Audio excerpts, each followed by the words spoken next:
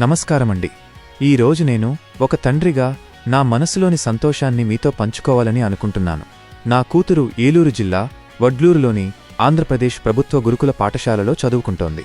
సాధారణంగా పిల్లలు దూరంగా హాస్టల్లో ఉన్నారంటే తండ్రిగా మనకి ఏదో ఒక చిన్న ఆందోళన ఉంటుంది. కాని మా పాప విషయంలో మాత్రం నేను చాలా నిశ్చింతగా ఉన్నాను. దీనికి ప్రధాన కారణం ఆ పాఠశాల ప్రిన్సిపల్ గారు. ఆవిడ కేవలం ఒక అధికారిలా కాకుండా హాస్టల్ డెవలప్మెంట్ విషయంలో ఎంతో చొరవ తీసుకుంటున్నారు. పిల్లలకి ఏ లోటు రాకుండా వారికి కావలసిన ప్రతి సౌకర్యాన్ని ఏర్పాటు చేయడంలో ఆవిడ ఎప్పుడూ ముందుంటారు. హాస్టల్ అభివృద్ధి కోసం ఆవిడ చేస్తున్న కార్యక్రమాలు చూస్తుంటే తండ్రిగా నాకు చాలా గర్వంగా అనిపిస్తుంది. పండగల నిర్వహణ.